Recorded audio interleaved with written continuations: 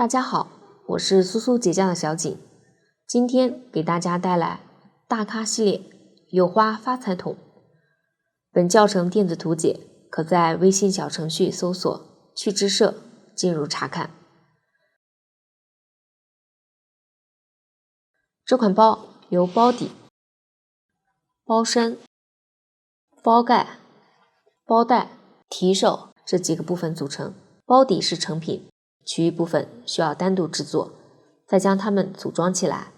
下面我来演示一下具体的制作方法。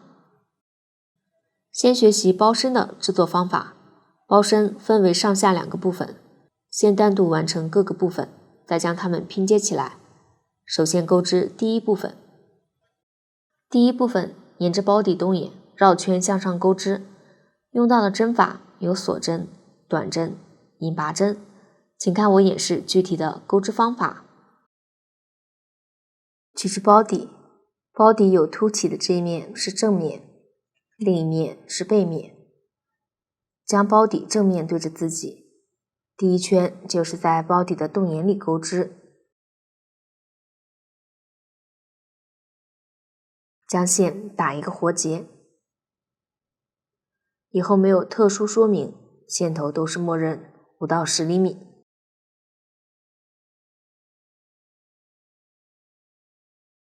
从任意一个洞眼钩出，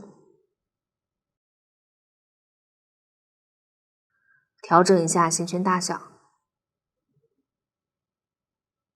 将线圈拉至与包底边缘齐平的高度，接线完成。立一针锁针起立，接着在这个洞眼里钩一个短针，边钩边收线头，将线圈拉至与包底边缘齐平的高度，这样一针短针就钩好了。在这一针上做标记。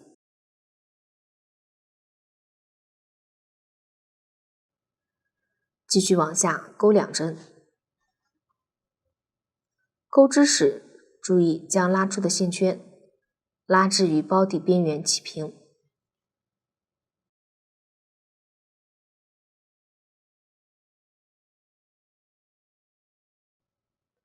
这个洞眼钩好了，继续往下，在洞眼里钩织对应数量的短针，将这一圈钩完。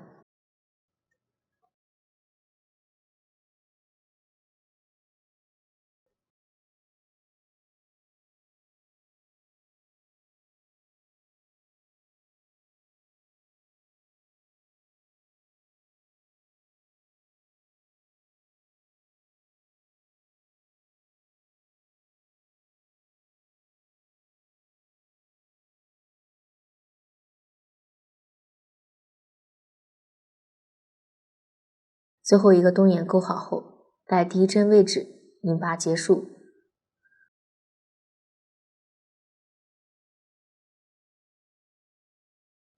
图解中引拔针用圆形实心点表示，说明这个引拔针需要拉紧。交扣暂时不取下，第一圈钩好了。接着钩第2圈，这一圈需要在反面钩织，逆时针翻转。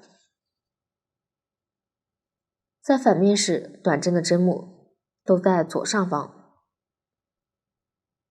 先在左侧对应针目，也就是上一圈的最后一针上钩引拔针。这里引拔针用椭圆形实心点表示，说明不用拉紧，后面我就不重复说明了。在这一针上做标记。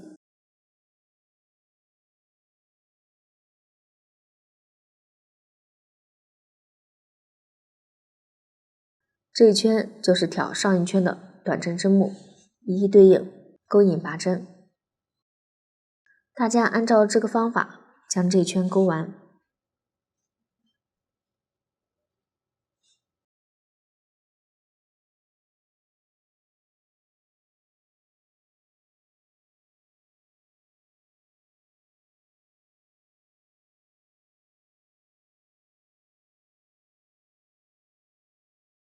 最后一个引拔针勾在交扣位置。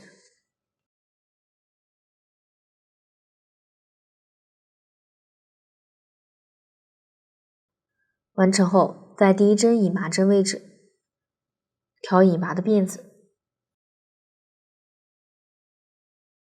引拔连接，拉紧。之前这个交扣暂时不取下，这样第二圈就完成了。可以核对一下引拔针的针数，应该与上一圈短针针数相同。连接的引拔针不算一针。继续勾第三圈，这一圈带正面钩织，从这一圈开始螺旋钩织，建立一针锁针起立，逆时针翻转。钩之前看一下，织物有2圈辫子，前面的一圈是短针的针目，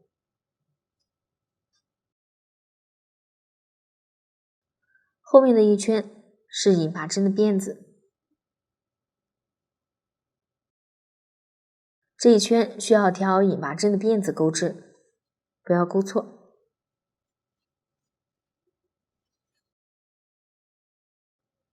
钩针挑起左侧第一个引拔针辫子，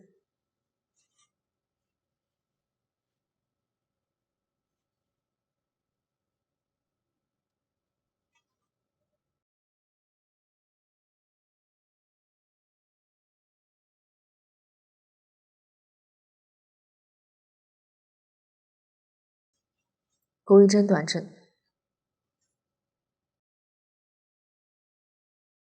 做好标记。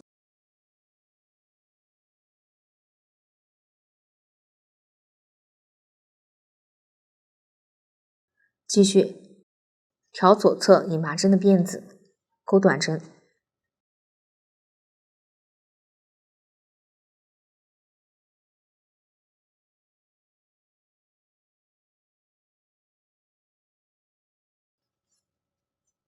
可以看到织物正面形成明显的辫子纹理。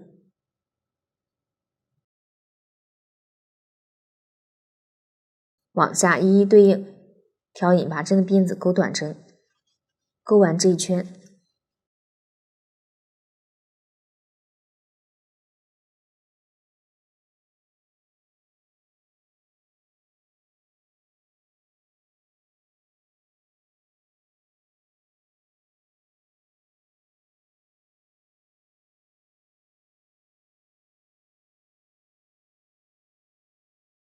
最后一针勾在交扣位置。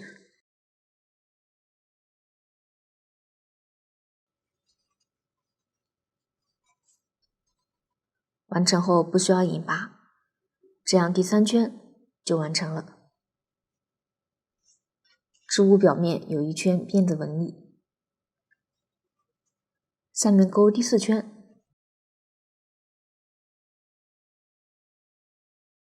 不需要起立，直接在上一圈第一针位置勾短针。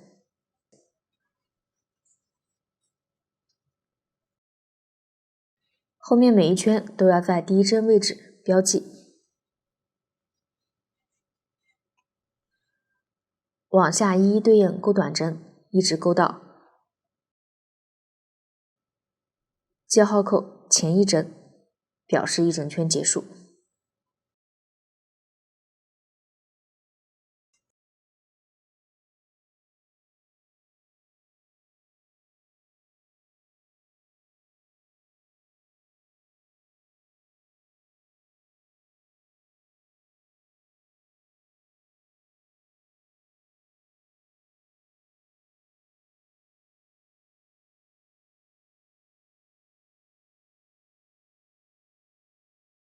第4圈勾好了，螺旋钩织时首尾有高低差，这是正常现象。后面一一对应挑针目勾短针，将对应的圈数勾完即可。全部完成后，在第一针位置勾一个引拔针，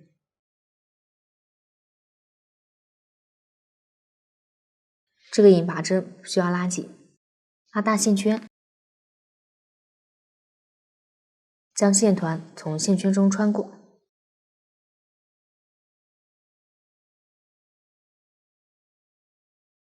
拉紧，留出外圈3倍左右的线头。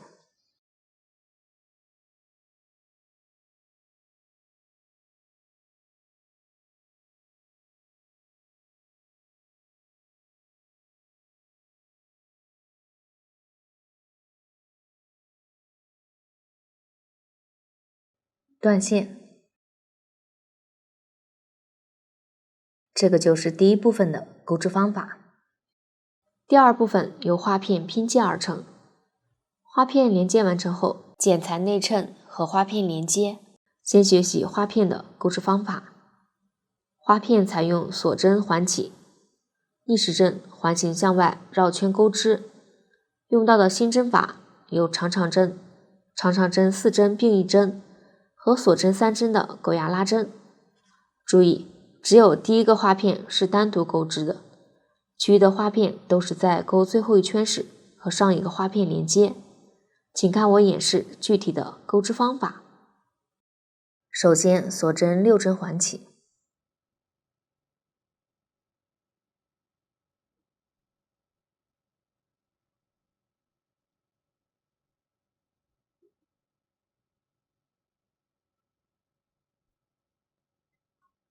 接下来钩第一圈，立4个锁针作为长长针的起立针，这4针算作一个长长针。在起针的圆环中钩长长针，绕线2圈，穿入，钩出，依次绕线穿过钩针上的线圈，重复3次。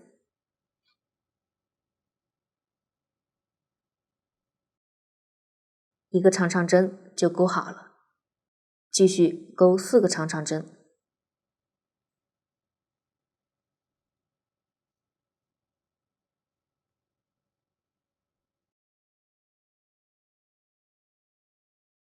钩的时候不要忘记收线头。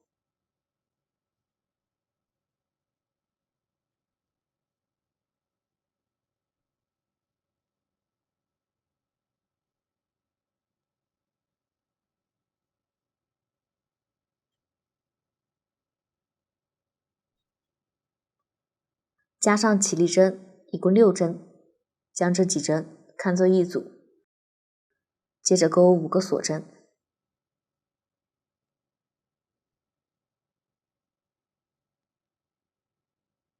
往下钩3组长长针，每组长长针之间都是钩5个锁针过渡。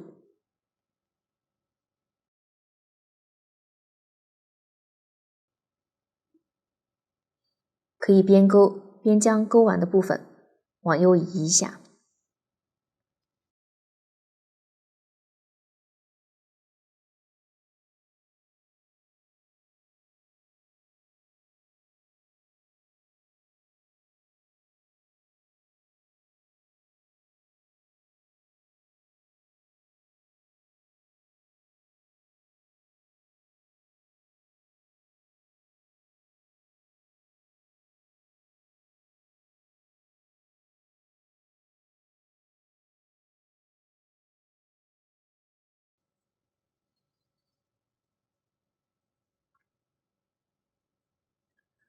最后调起立针，第4个锁针2根线，钩一个引拔针，拉紧，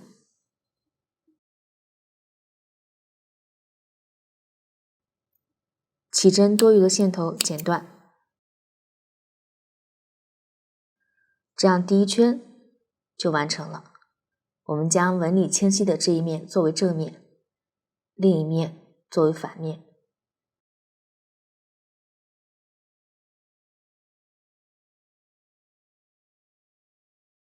接着钩第2圈，立1针锁针起立，在起立针位置钩一个短针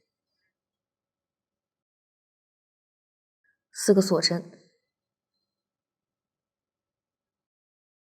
接着钩一个长长针4针并1针，先挑针目钩4个长长针的未完成针，绕线2圈，穿入左侧针目，这一针不明显，不要漏掉。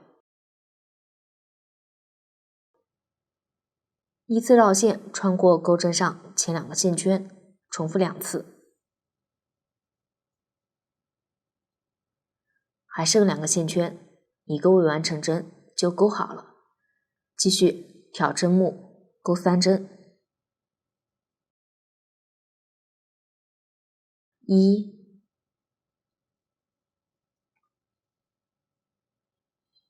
2、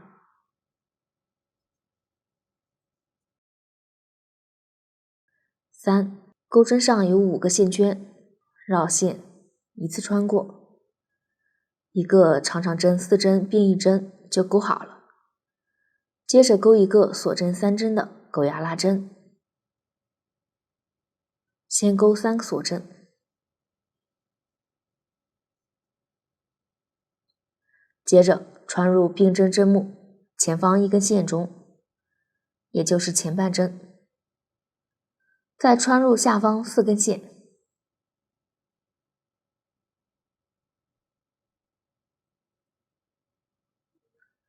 钩一个引拔针，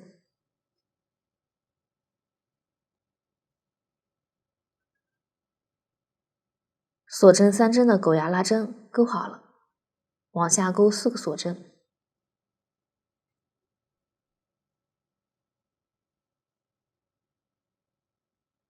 挑针目钩一个短针，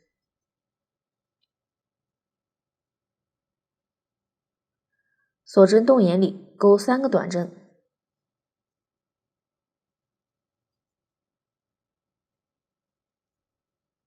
，3个锁针，3个短针，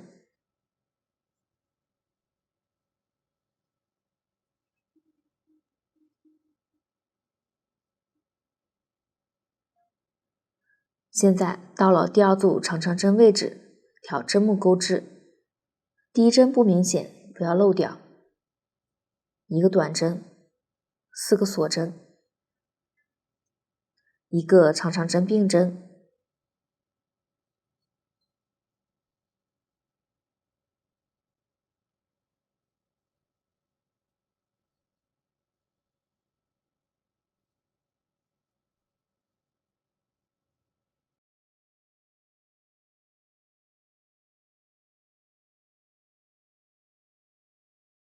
一个钩牙拉针，钩引拔针时穿入针目的前半针和下方4根线，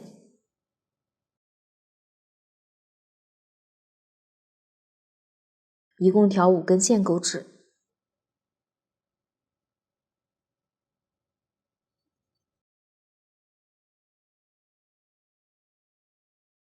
，4个锁针，一个短针，上一圈锁针洞眼里面钩3个短针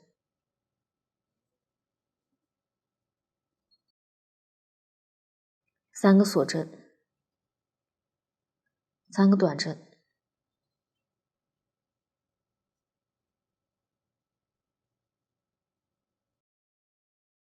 往下把剩下的钩完。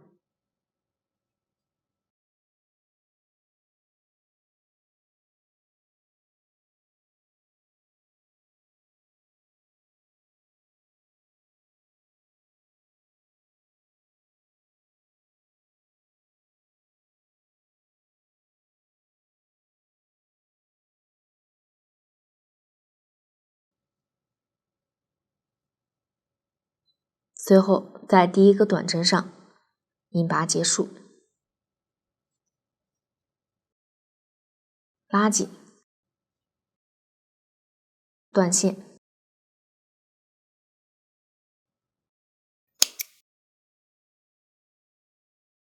线头顺着反面收好即可。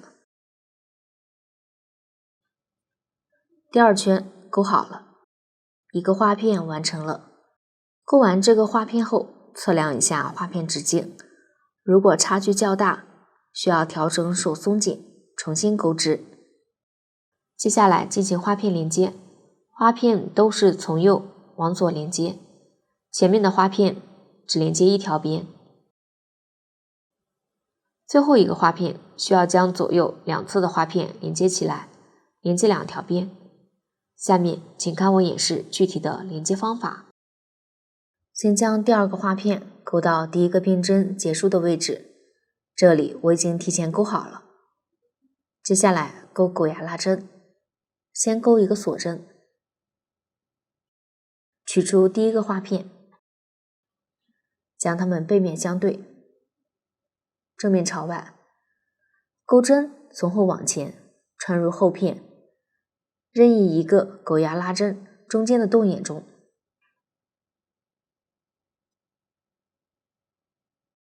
大约位置就可以了。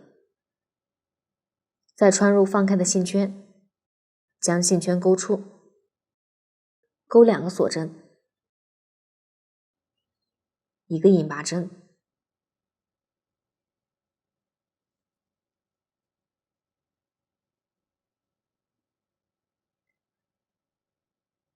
狗牙拉针就勾好了。往下勾4个锁针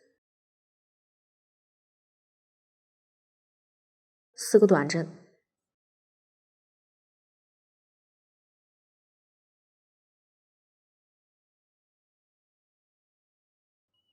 一个锁针，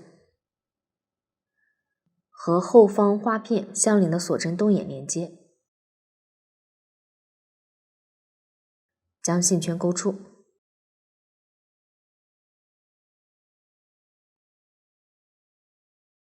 勾两个锁针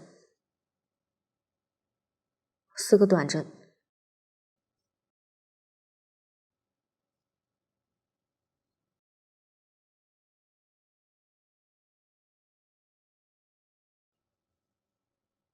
，4个锁针，一个并针，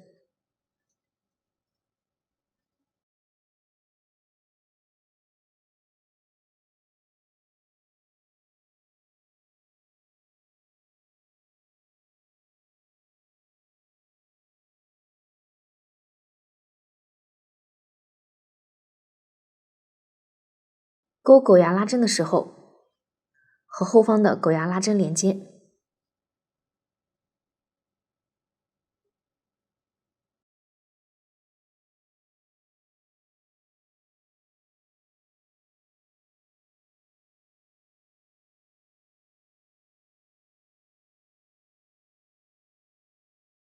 这条边就连完了。将这个花片剩余的部分勾完。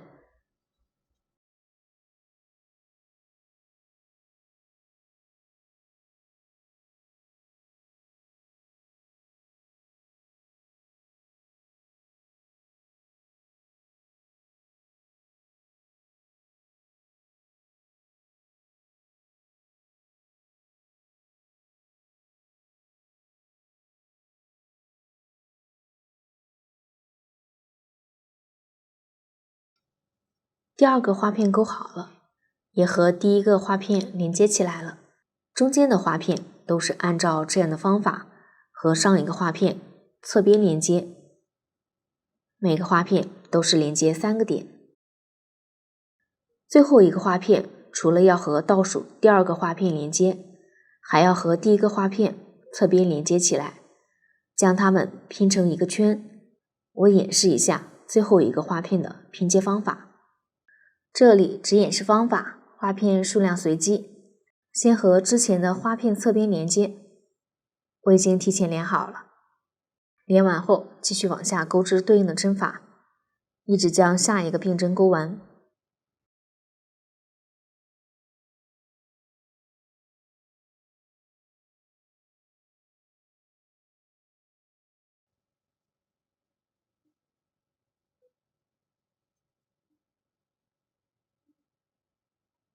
并针勾好后，勾狗牙拉针时和第一个花片右侧这条边连接起来，先勾一个锁针，将两个花片背面相对，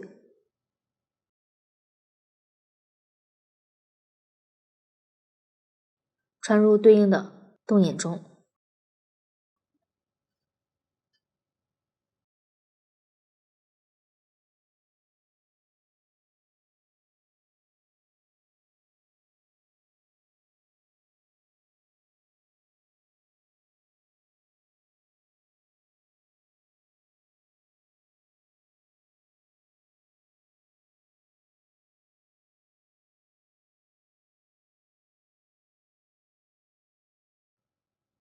将剩余的部分连完。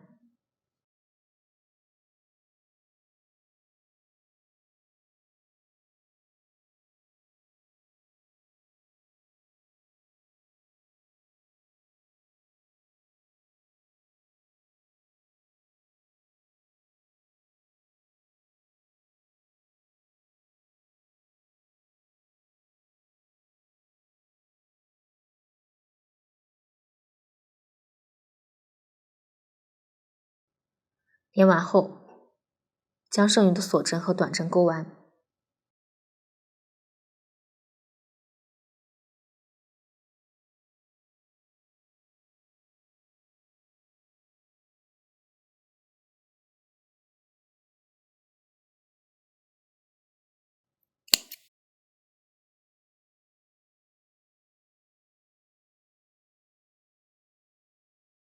最后一个花片钩好了。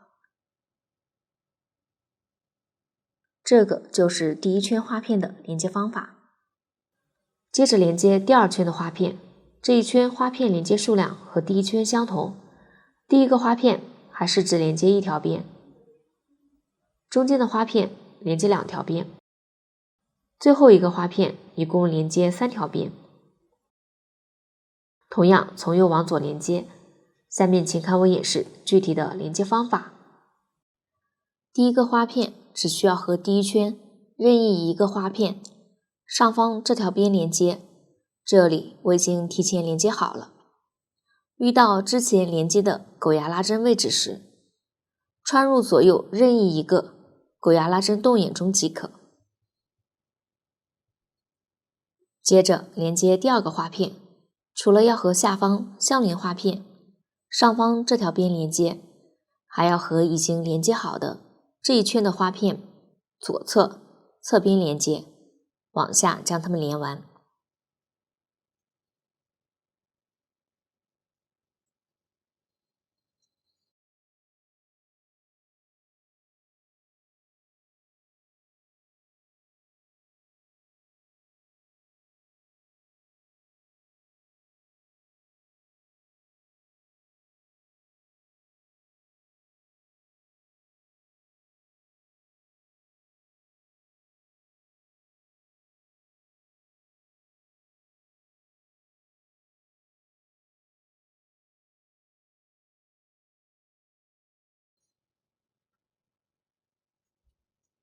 遇到3个花片连接在一起的位置时，穿入取于2个花片的入针位置连接。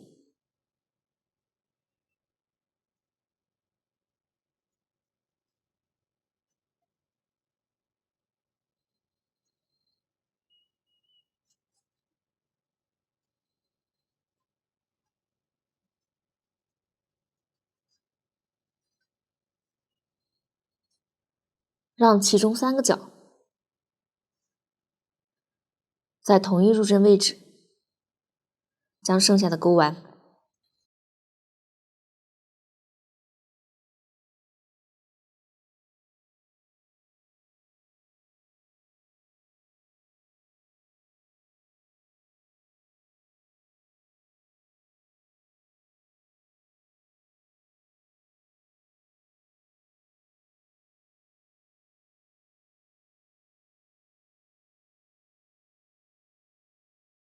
最后断线。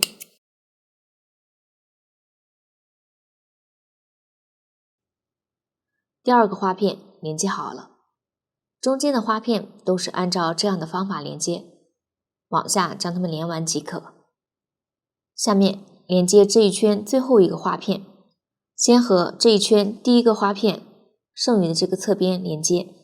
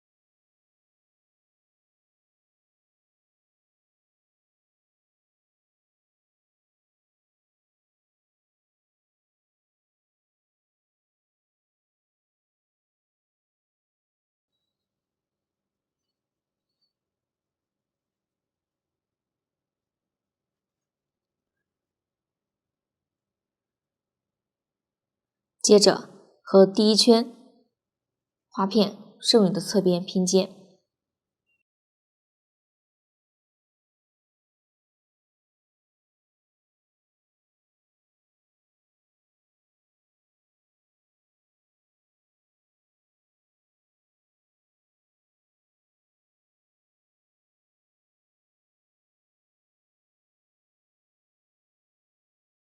最后和右侧花片侧边拼接。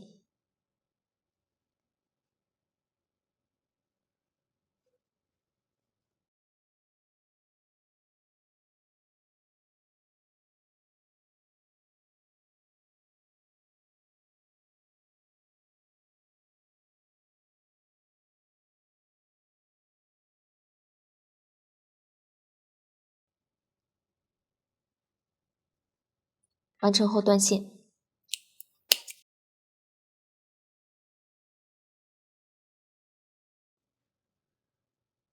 第二圈的花片连完了，最后一圈的连接方法和第二圈相同，往下把它们连完即可。花片全部连完后，剪裁内衬，先确定高度，将内衬上下修剪平整，花片平铺放好，底边尖角位置对齐。这里只演示方法，花片数量随机。内衬高度需要比织片多出半个花片的尺寸。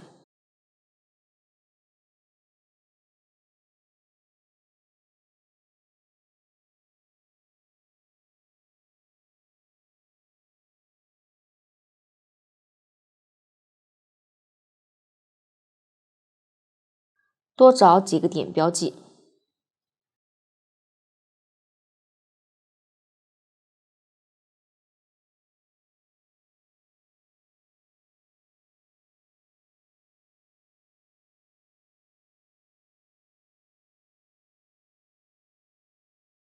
将多余的部分剪下即可。内衬高度确定好后，将两侧修剪平整，放在包底里面。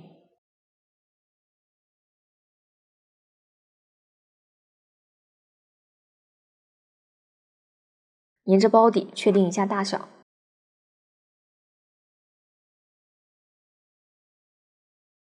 重叠大约 1.5 到2厘米左右，做好标记。先将多余的部分剪掉，剪掉多余的部分后，将内衬反面朝外，沿着包底放好，该重叠的部分做标记。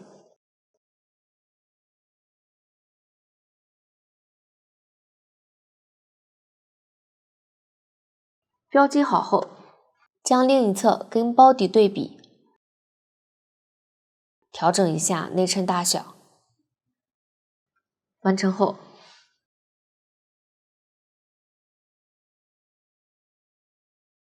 沿着标记线将重叠的部分固定一下。下面用钩织花片的线沿着内衬重叠部分缝合一圈。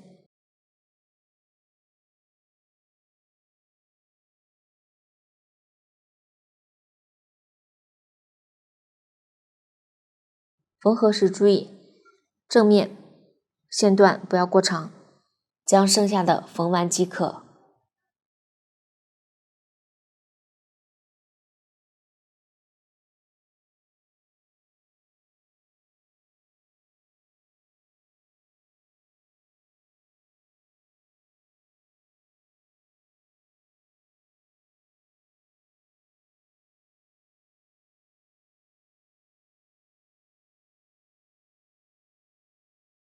内衬缝好后，标记洞眼位置。我用一个样品演示一下方法。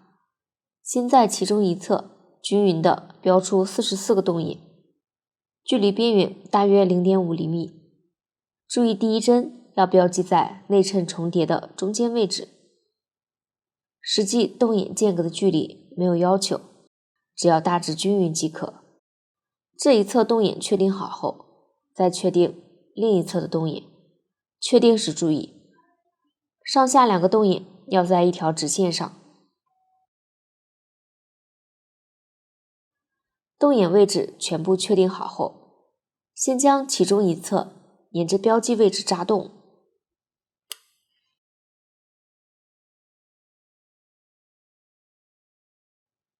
另一侧暂时不需要扎洞。连完一侧花片后，另一侧边连接边扎洞，这个就是内衬的制作方法。接下来将花片和内衬连接起来，将花片套在内衬上面。这里只演示方法，花片数量随机。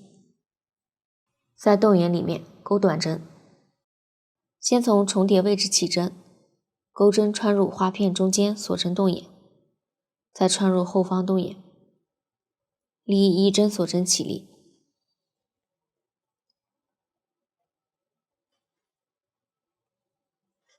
在同一位置钩3个短针，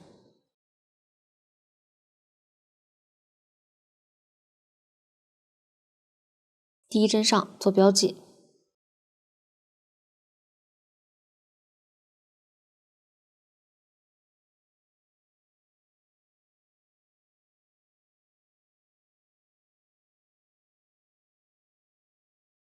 相邻洞眼钩对应数量的短针，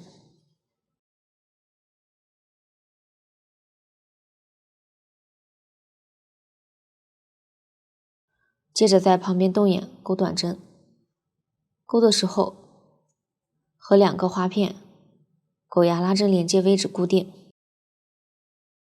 先穿入右侧洞眼，再穿入内衬中钩2个短针，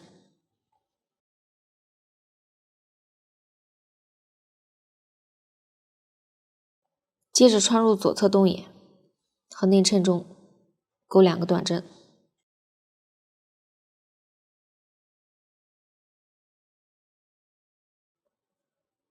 后面都是间隔一个洞眼和花片上方的锁针洞眼以及2个花片狗牙拉针的连接位置进行连接。如果遇到在洞眼里钩3个短针的情况，则在连接位置右侧洞眼钩1个短针，左侧洞眼钩2个短针，按照这样的方法将它们连完。这一侧固定时只钩1圈短针，最后在记号扣位置引拔断线即可。另一侧按照相同的方法连接，实际连接时可以边连边根据情况调整一下洞眼位置，防止花片连歪，保持内衬平整。这一侧第一圈完成后，还要再螺旋钩织曲圈，然后引拔断线。这个就是花片和内衬的连接方法。下面学习包盖和提手的制作方法。先将这2部分单独完成，然后将提手固定在包盖上面，安装内衬和拉链。首先学习包盖主体的钩织方法。主体分为2个部分，第一部分采用环形起针的方法，沿着中心螺旋绕圈钩织，完成后再钩织第2部分。请看我演示具体的钩织方法。先环形起针，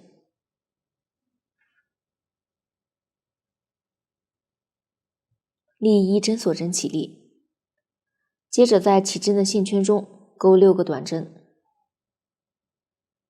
在第一针位置标记，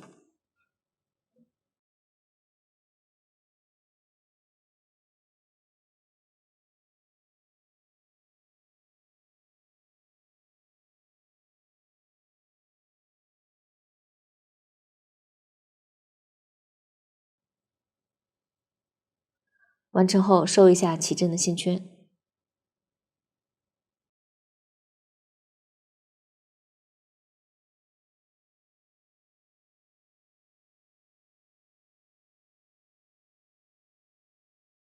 第一圈完成了，接着钩第2圈，在记号扣位置钩1个短针加针，也就是在同一位置钩2个短针，边钩边收一下起针的线头。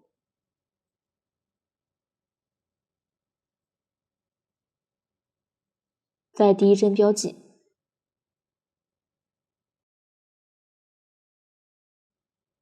后面全部勾短针加针，将剩下的勾完，一直勾到记号扣位置的前一针。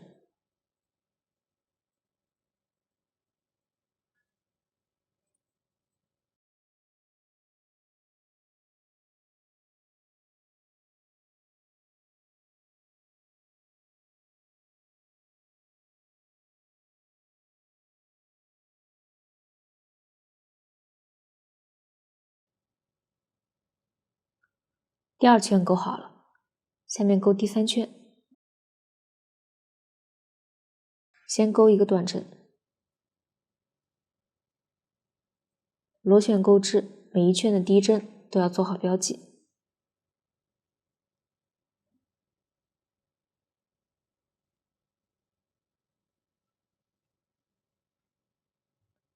接着一个加针，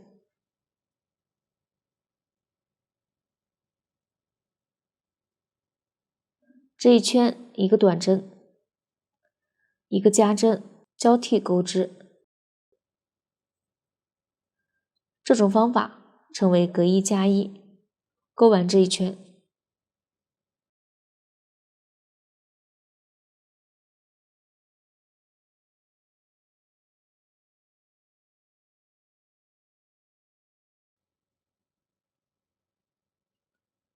第3圈勾好了，接着勾第4圈，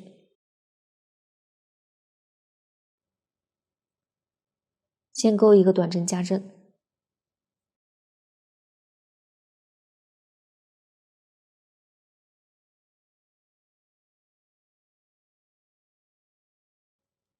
然后勾2针不加不减的短针。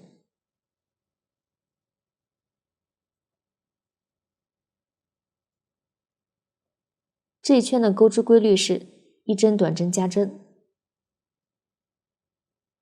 ，2针不加不减针，重复钩织。这种方法称为隔2加1。勾完这一圈，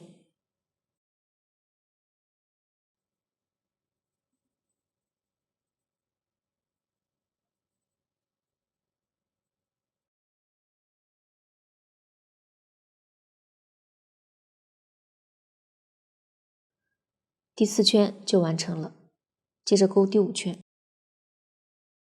先勾2针短针，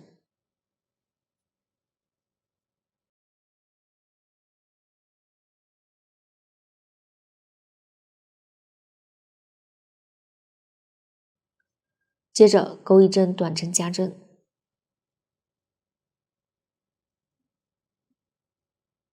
然后再勾3针短针和1针短针加针。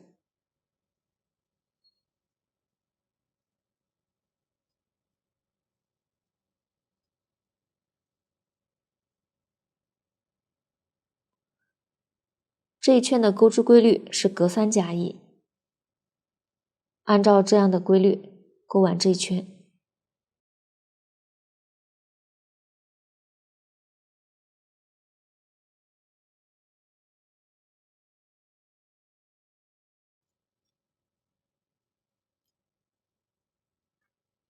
最后这个短针加针完成后，再勾1针短针，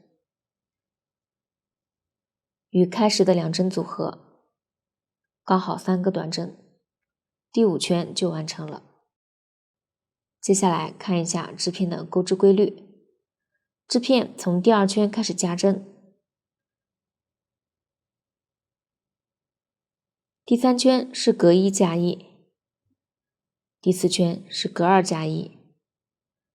每一圈都在上一圈的基础上加出6针，所以每多勾1圈，加针之间间隔的针数就多出1针。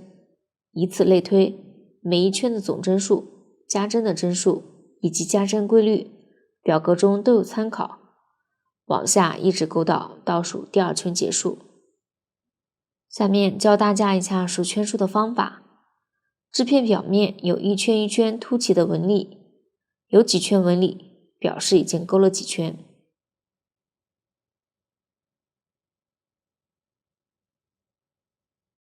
倒数第2圈勾好后，可以和包底对比一下大小，实际接近包底大小，大家可以根据实际情况调整圈数。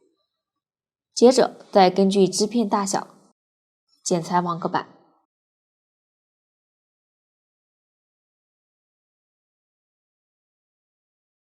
网格板剪好后，再画好内衬尺寸，从正面画，边缘留出1厘米左右的宽度剪裁。内衬和网格板剪好后，钩织最后一圈，最后一圈只加3针，钩完后不需要引拔。这个就是包盖第一部分的钩织方法。第一部分钩完后，继续钩织第二部分，这里继续用这个样片演示。第一圈挑针目后半针钩短针，也就是挑针目后面这根线。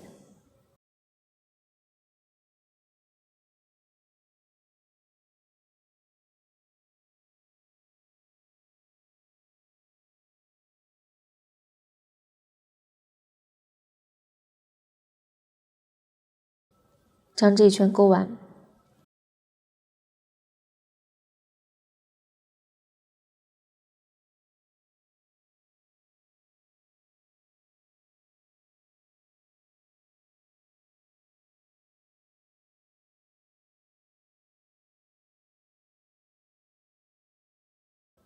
第一圈钩完后，调整一下短针位置，让正面朝外。后面几圈全部挑针目不加不减钩短针，往下一直钩到倒数第4圈的位置。我演示一下最后3排的钩织方法。先立1针锁针起立，逆时针翻转织片，挑针目，钩织对应数量的短针。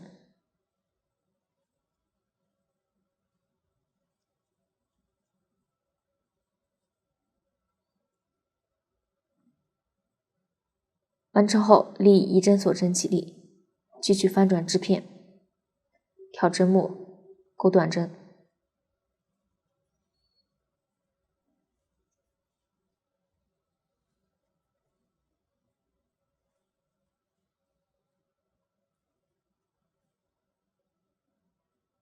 往下把最后一排钩完。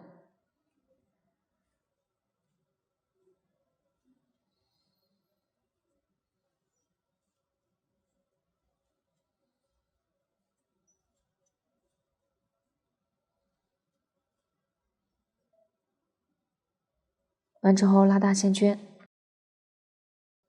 将织片从线圈中穿过，留出最后一排3倍左右的线头。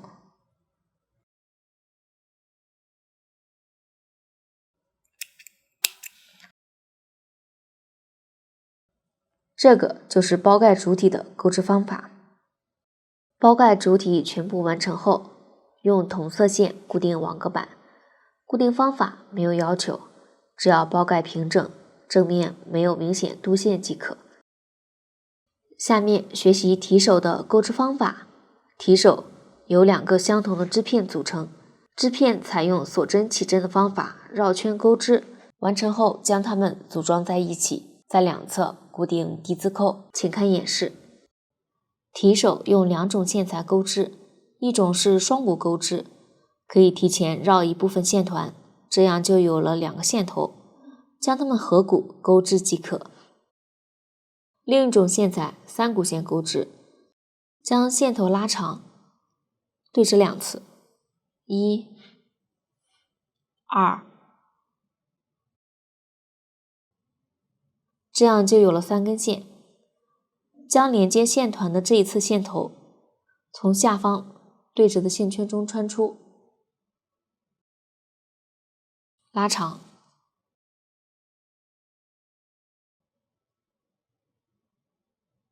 将这3根线合股钩织即可。这一段钩完后，继续将连接线团的线头从线圈中穿出，拉长，这样又有了3根线。下面我用1根棉线演示一下钩织方法，可以先看完演示再进行钩织。首先锁针起针，先钩一定数量的锁针，这里帧数随机。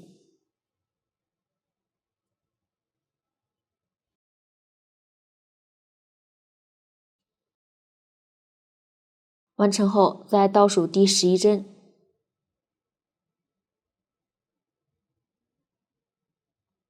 挑一根线勾引拔针，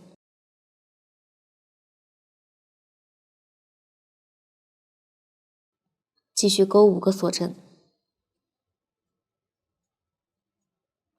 下方第6个辫子引拔，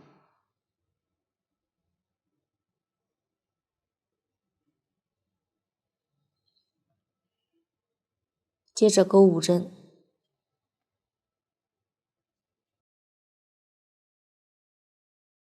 在第6针上引拔，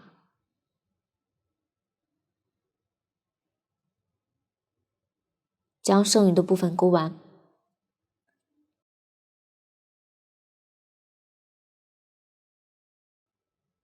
最后一个引拔针勾在第1个辫子上，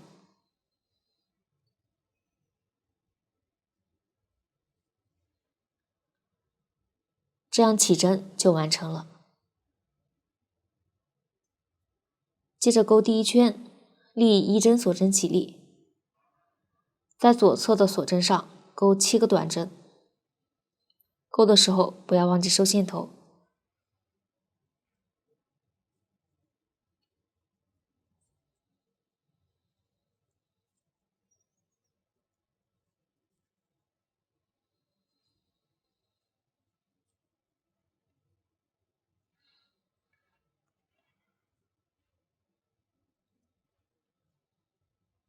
完成后，在引拔的入针位置勾引拔针，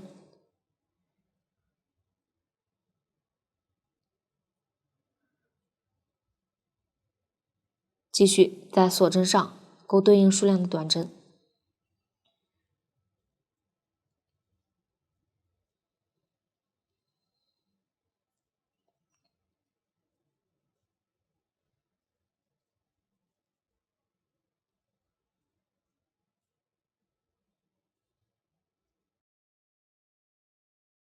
然后挑下方引拔的入针位置勾引拔，将这一侧勾完。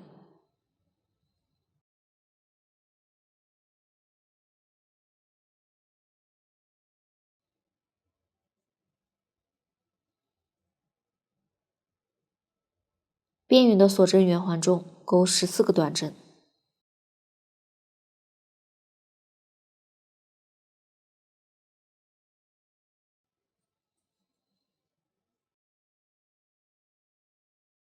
继续在引拔入针位置勾引拔针，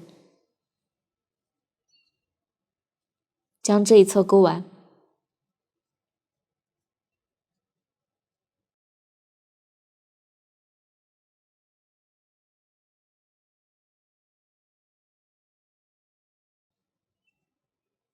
最后在第1个短针位置引拔，不需要拉紧，勾锁针固定，留长线头断线。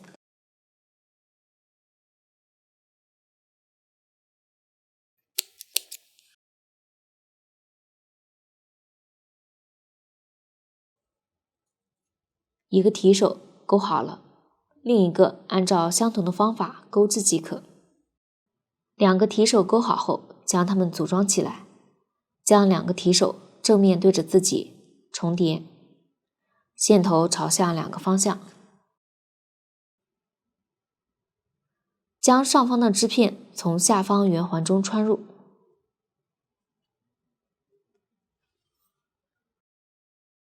接着将下方织片从上方最下面的圆环穿出，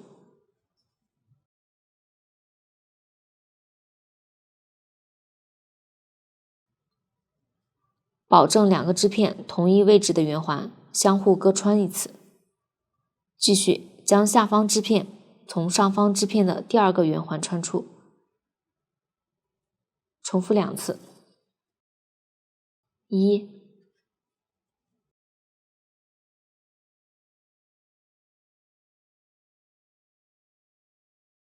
2、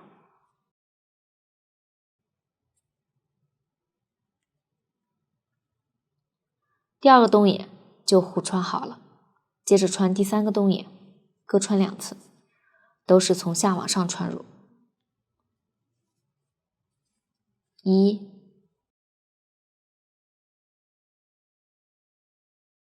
2，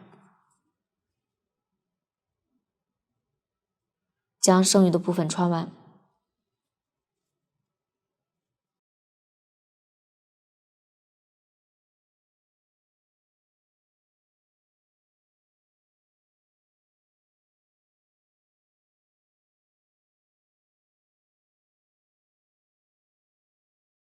最后一个洞眼也是相互各穿1次。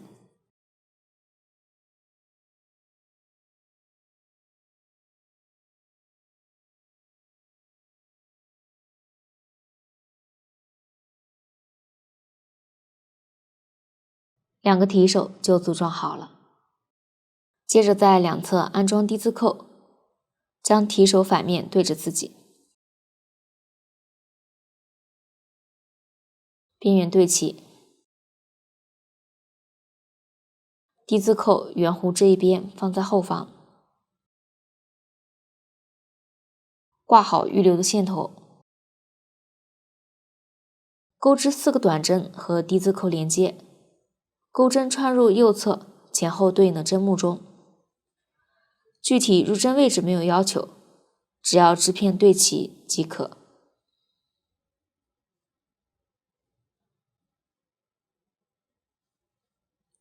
注意要穿出低字扣，将预留的线头勾出。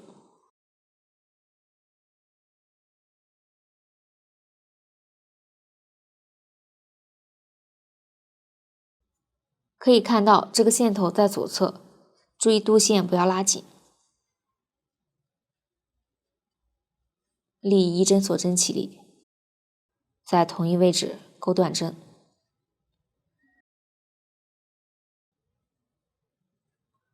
钩针同时穿出前后织片和低字扣。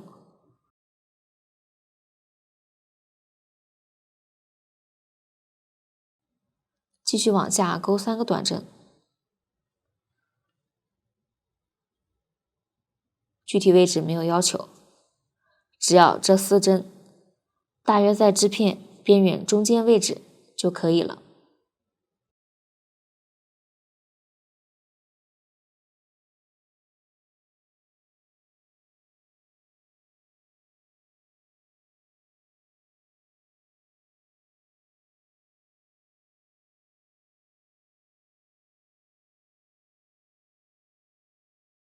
完成后，钩锁针固定，收好线头。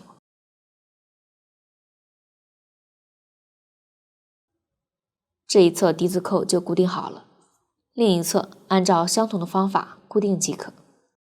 接下来将提手固定在包盖上面，还是用包盖同色线固定，距离边缘大约 1.5 厘米左右。实际固定时注意，提手两侧和圆心在一条直线上，包盖第2部分在中间位置。固定时和网格板一起固定。下面在包盖上面安装内衬，用钩织包盖的线头抽取大约2到3股，将内衬多余的部分向里对折，沿着包盖第1部分最后一圈，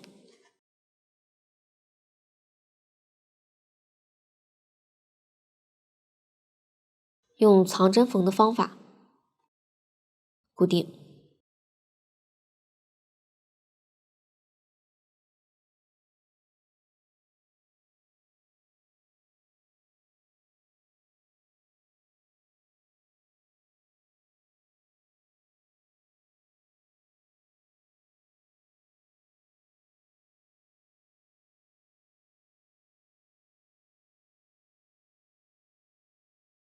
实际边缝边调整内衬，让其保持平整。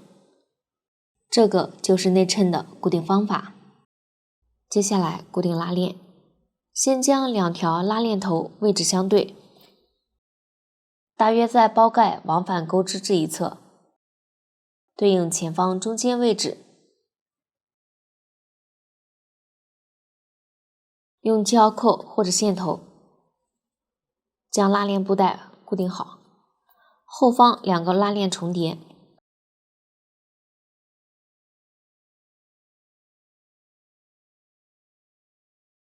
沿着往返边缘位置将多余的部分剪掉。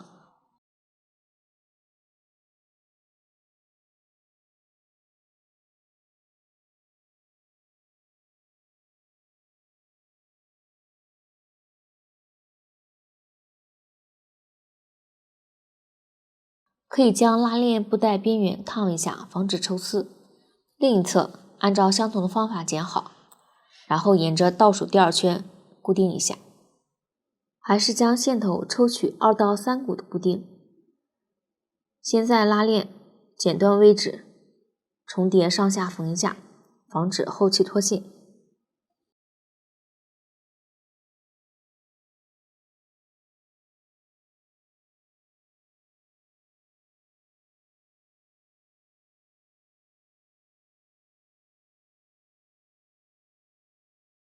缝的时候注意正面不要有凸线。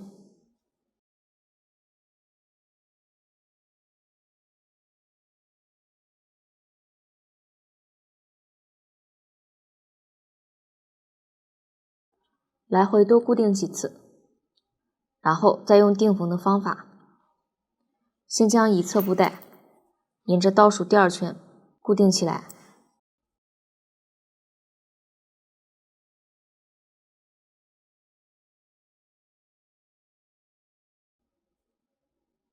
在起始位置将这一侧多余的布带向里对折，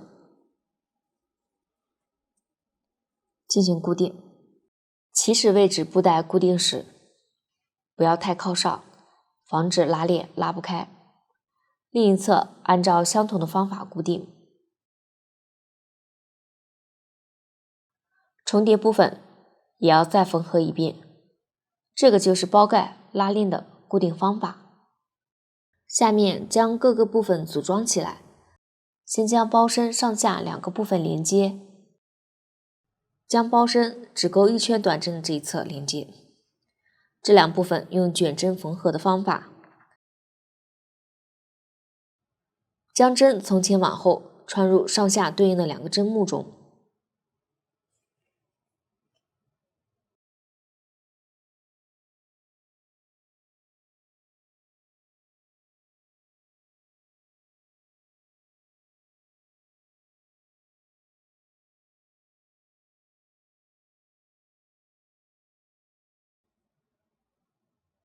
继续从前往后穿入相邻对应的2个针目，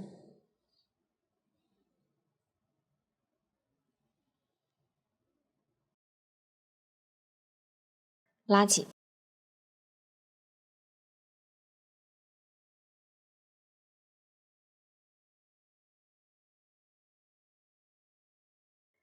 全部一针对应一针缝合。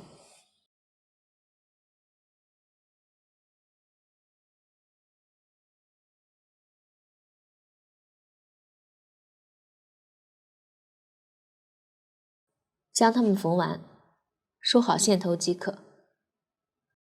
接着将包盖第2部分往返钩织这一块和包身用同样的方法连接。连接时注意将包身内衬缝合部分放在后方中间，花片大约在中间位置，然后将拉链剩余的这一侧和包身倒数第2圈固定起来，方法都相同，边固定边调整，让拉链头和2个花片连接位置在一条直线上。最后在包身2侧缝上低字扣，边缘大约和内衬齐平。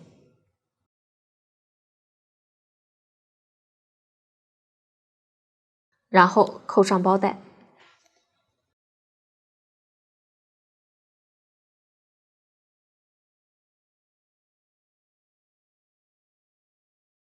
到这里，这款包的钩织方法就讲完了。